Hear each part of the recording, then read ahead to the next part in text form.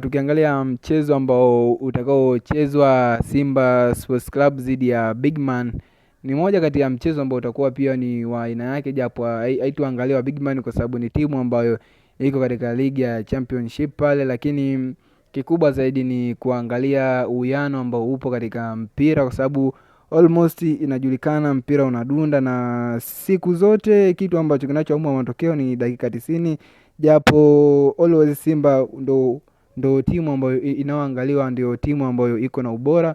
Kwa hiyo ukiangalia katika timu hizi mbili ambapo zinaenda kukutana katika mchezo huu wa CRDB kombe la FA, kwa hiyo ni mchezo ambao utakuwa na experience yake ya kutosha, au utakuwa na uzoefu wake wa kutosha, lakini kikubwa ambacho labda kwa Simba Sports Club siwezi kuona labda kutakuwa na upungufu aina yote, labda kwa sababu kuna baadhi ya wachezaji wake ambao wako katika timu ya taifa ya Taifa Stars. Kwa hiyo hamna kitu ambacho kitakachotegemewa kutoka kwa timu zote hizi mbili, kwa sababu wachezaji ambao wapo tunasema ni second choice ya kocha wapo, kwa hiyo wanaweza kuperform kama vile ambavyo walivyokuwa wana perform wachezaji wenzao ambao wapo katika timu ya taifa, wakina Kapombe, wakina Mohamed Hussein, kina Ali Salim. Kwa hiyo kitu ambacho kipo katika hii mechi ya leo itakayochezwa ni mechi ambayo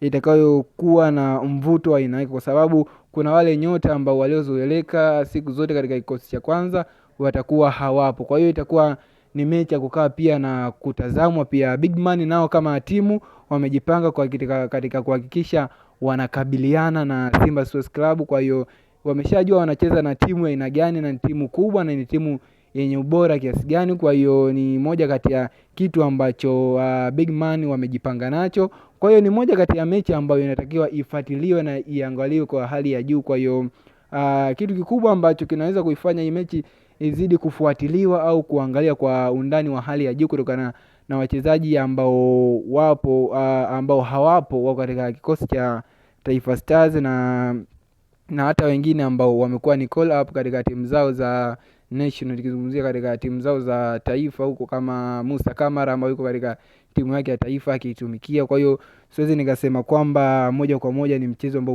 ambao utakuwa na uwepesi kwa Simba Sports Club, hapana. Kwa hiyo kama wadau wa soka na wadau wa michezo tukae tungojee na tuangalie mchezo huu utakwendaje. Simba ataonyesha ukubwa wake au wataminyana kwa hali na mali. Kwa hiyo tukae kwa mlo wa kula kuangalia mchezo unaendaje katika hii siku ya leo majira ya saa